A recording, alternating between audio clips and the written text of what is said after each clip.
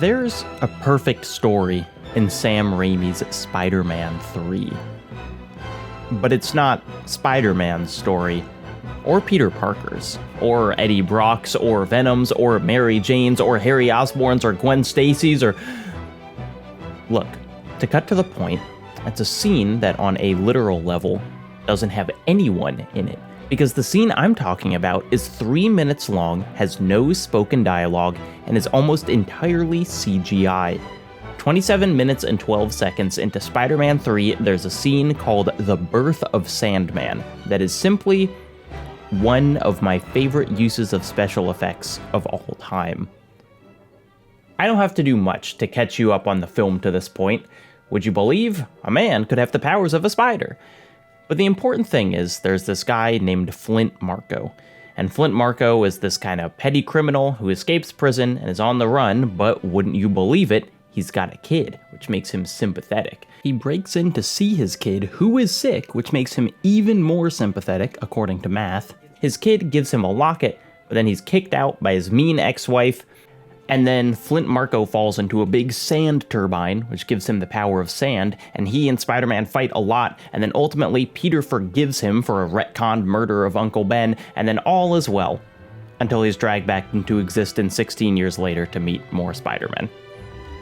I describe all of this to you to say, it is a perfectly functional supervillain origin story, but one that doesn't have the wild energy of Defoe's Goblin or the faded dignity of Molina's Doc Ock. Marko/Sandman was reportedly one of the characters that Raimi really cared about when making Spider-Man 3. They say in the commentary that he was the first image the director had in mind before even starting on the script, but he ultimately feels sidelined by the movie. The plot to Spider-Man 3 was heavily affected by studio execs pushing to include fan-favorite characters, and ultimately, I think the final product feels like a bunch of individual pieces of different movies, rather than something cohesive. But, existing amongst all those pieces is that 3-minute special effects scene, and finally, I can tell you why it's so wonderful. Actually, sorry, one more thing, I'll be showing lots of clips from it, but I can't show the full thing in order here or include the music because I'll get shot down by YouTube. The whole clip is on YouTube though, I've linked it below, so maybe check that out before this section. So the scene in question starts with such a macro close-up shot that it's not immediately clear what we're looking at. Boulders, maybe, scales or something. But the shot pulls back, and back, and back, until it's clear that each boulder was an individual grain of sand, a surreal reminder that sand is actually just tiny little rocks, and we watch the grains melt into tides, moving like liquid, a process almost reminiscent of geologic eras, different sections building up and eroding away, and out of that primordial heap rises, well, not a man, not even really the silhouette of a man. But because our brains are so tuned to finding those person-shaped patterns, we can see shoulders and arms and a hollow skull. The shape collapses and the pile is still for a moment before another form, undeniably sapien, rears up from the sand, almost Gollum-esque, formed from the earth. The shape takes a breath. It's the only recognizably human sound in the whole sequence. It pitches forward and seems like it may collapse into nothing once more, but instead the shape rises, continuing to assemble itself. It pulls arms out of the sand with bulky mitts on the end, holds its head between them in quiet horror. And then, a since unseen part of the pile, perhaps unearthed by the creature's shifting tides, a locket, propped quietly upright, an arm's length away. It reaches for the locket, and this is when the it becomes he, because now the pile is undeniably Flint Marko, fueled by the same motivations as his terrestrial self. He reaches for the locket, but it cuts through the sand, far more substantial than this amalgamation of a man. It's a small, pitiful moment. So the sand redoubles his efforts, stretching out his arm again, and in the same way the grains cut geologic eras into the pile, His arm seems to go through millions of years of evolution in seconds, from clumsy mitts to long, delicate fingers. He plucks the locket out of the refuse. This action, this success, gives him the strength to move forward. He rises from the heap, still made of sand, but somehow now separate from it. The Sandman stumbles once more, an echo of his first collapse, but now the setback is only momentary, and he strides forward, each individual grain now invisible within the confines of Marco's almost human body. This is, I think, a perfect scene. It takes us through a complete plot arc, one that's simultaneously incredibly personal and almost a shorthand for the entire human experience, from unconscious unknowing to horrified sentience to determination and ultimately self-actualization. It is also, I must say, an absolute tour de force from composer Christopher Young, whose soaring strings give the scene its emotional through line. I don't think it's a perfect visual effects driven scene because the VFX are perfectly photorealistic. They're certainly not. Almost 2 decades since release, it's easy to see some of the cracks in the artifice, particularly with the slightly off texturing of the individual grains and some of the movement of Marco's body. However, it speaks to the scene's direction that this just doesn't bother me. The effects are attempting to accurately depict sand, but that's a secondary goal to telling a story. I'm more than happy to let photorealism take a backseat for the sake of effective storytelling. Actually, if you'll permit me a real interpretive leap, there's a way that the lack of photorealism actually helps the scene.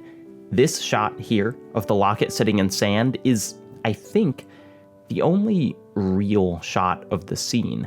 That is, this is actual photography, not CG. It looks different from everything else in the sequence. The lighting a little crisper, the grains of sand a little less chunky. And look, I know this is reaching, I know, but this locket is also the thing that grounds Marco in the real world, the object that transforms it into him, his tie back to humanity. And so for this thing to be the one real shot in a CG world, I'm not saying it's intentional, but it is thematically pretty elegant, right? Right? In the modern era of blockbusters, it's hard to conceptualize the effort that goes into special effects. While still beyond the abilities of almost all of us, more classic effects like matte paintings, miniatures, and puppetry are at least understandable. They're physical objects made with tools we recognize.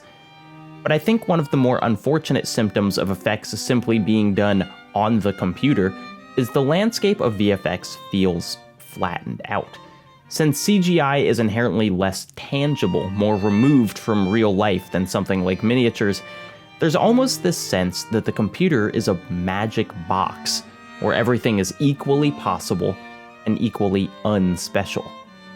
This isn't true, of course. Effects done on a computer still take an enormous amount of human effort, an effort that often goes unappreciated and unfairly compensated, as many special effects houses have said. I could tell you the true workload of this scene, a team of at least 30 people working 7 days a week for 6 months to accomplish these 3 minutes. I could tell you that the technology to do this kind of thing apparently didn't exist when they began planning out the sequence, or that the VFX supervisor said it's the hardest shot he's ever done. The scene is massively technically impressive, every bit the equivalent in effort to the more practical techniques of classic Hollywood. But that alone isn't why I love it. Instead, it's the fact that this level of effort, likely the most labor-intensive effects of the film, went into a sequence that's so opposite what we expect in a movie like Spider-Man 3. In a script that I think suffers from a lack of cohesive authorial voice, this scene practically jumps off the screen. It is so beautifully specific, a single idea executed to the highest level. To spend so much money and so much time on a sequence with no fights or acrobatics, no recognizable actors or quippy dialogue, couldn't be the result of a note from studio executives. It's a sequence where I can see the painter's hand. Or rather, the dozens of hands of a unified team of painters all working together towards a singular goal. Now, I doubt lack of authorial voice is a criticism that even the harshest detractors of the Matrix sequels would level at those films.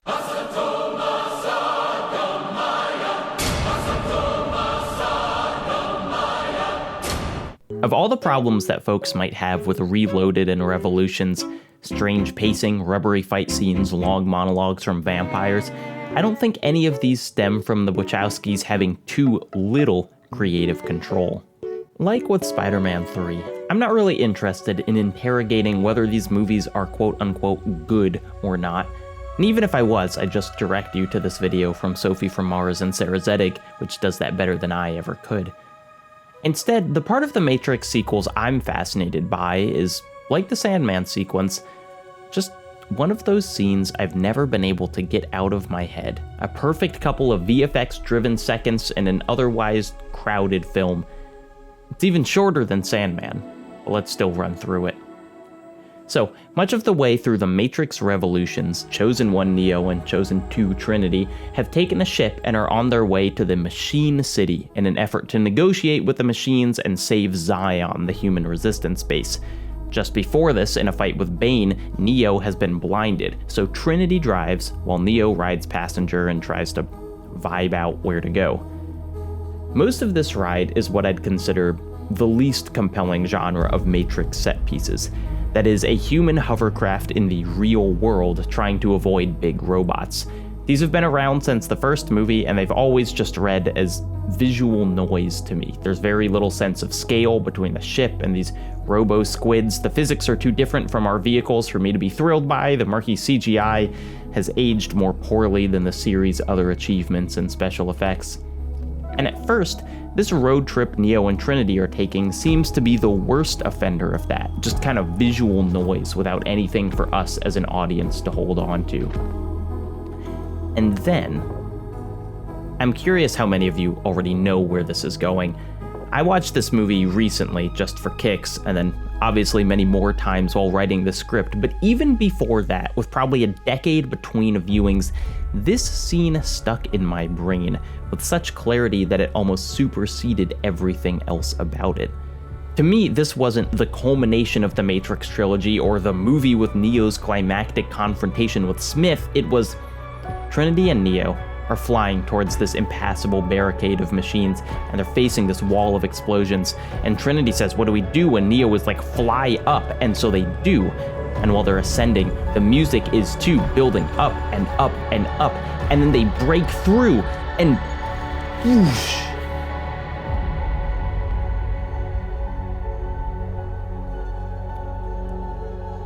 This scene is 15 seconds long. They break through the clouds. There's a shot of the ship in the sky, a shot of the light on their faces, and a shot of the sky through the cockpit. Trinity says, "It's my favorite scene in the movie." Much like Sandman, part of the reason this scene works is how little context you need for it. We don't need to understand why they're going to the Machine City or what's going on with Smith or any of the other more confusing bits of the movie. You just need to get, holy cow, sky's pretty. Trinity thinks so too. But unlike Sandman, this sequence above the clouds is really bolstered by its context in the series. Because I think the movies know that these real-world sections are kind of ugly and kind of exhausting. It's the desert of the real.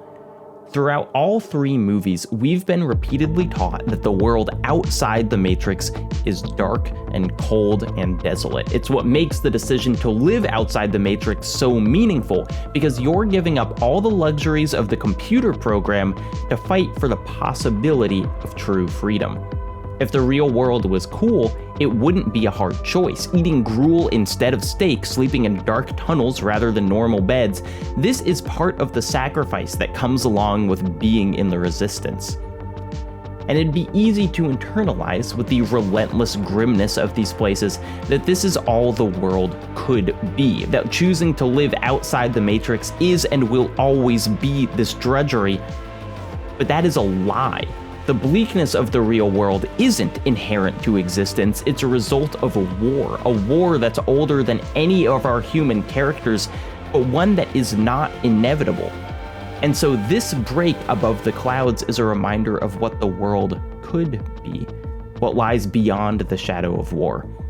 It's such a stunning moment because it's the polar opposite of the real world that the movies have shown us thus far. Here, just above the clouds, is a place far more beautiful than anything that exists in a computer. It also makes Trinity the only human alive who's ever seen natural sunlight. Nothing inside the Matrix counts as natural, nor does the artificial lighting of Zion. It makes her subsequent death all the more moving. Yes, she dies, but she dies knowing what's possible after this endless war. Those seconds above the clouds are what makes her death hopeful within its tragedy. In terms of the effects themselves, nothing here is nearly as complex as animating millions of grains of individual sand. The more technically impressive scene comes seconds before. A huge line of machine titans, thousands of explosions, robot squids and hover pads, and enough spectacle to be completely overwhelming. And though I stand by it being visual noise, it's noise that makes this quiet stand out even more. The VFX in the shot are relatively simple. A 3D model of a ship, a matte painting background, a cockpit interior with a green screen. And yet this, too, can represent the culmination of thousands of hours of work from a team of artists who created both the moment and everything up to it, all of which combine to lend this so much impact.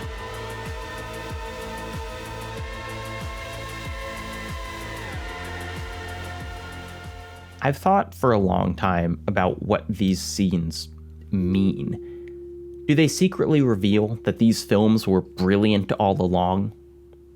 I mean, if they do for you, that's great, but there's still plenty of legitimate reasons to not get along with these two. Are they a glimpse of a better version of the same movie? Fandom communities are often obsessed with these theoretical director's cuts, but analyzing a film through this lens is a strange, hopeless comparison with something that can functionally never exist. Instead, I think these stick with me because they sort of unflatten the CGI landscape. It is increasingly hard to make me gasp with pure visuals in a world where I know that everything and everywhere can be, with some effort, simulated by a computer. And yet these scenes are so artistically rich and tonally unique within their respective films that they kind of shock my brain out of its learned apathy. Because it is amazing that we have the ability, both technological and artistic, to put anything on screen. That's incredible.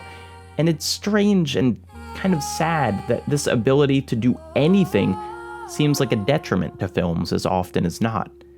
A universe of possibilities and an absence of wonder. If you've gotten this far, hopefully you've picked up on the fact that I don't think either of these movies are bad. Not really.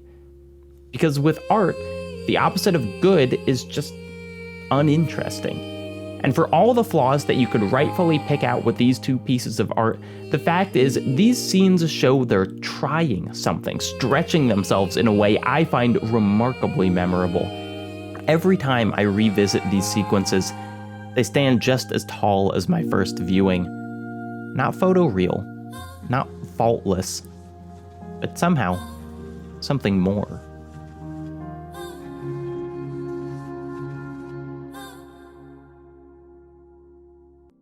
There's one more movie I've spent a truly unhealthy amount of time thinking about the special effects of, not because they're profound or revealing, but because they are almost obscenely impressive in the pursuit of something completely absurd.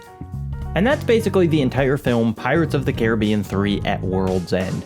At the time, Pirates 3 was the most expensive movie ever made, and I still feel like it spiritually deserves that spot, even though other stuff has passed it at this point.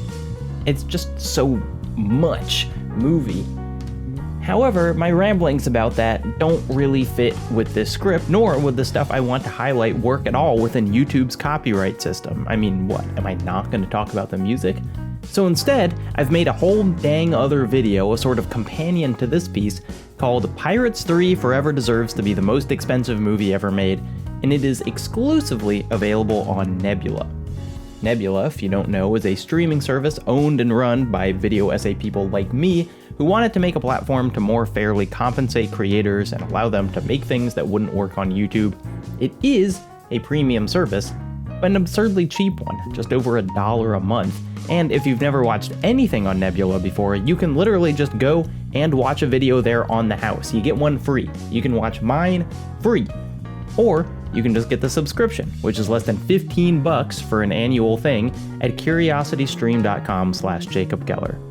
That URL is at CuriosityStream because, in addition to Nebula for a year, you're also getting a year of this rad documentary streaming platform. There's too much content for me to talk about in these reads now. This is exhausting.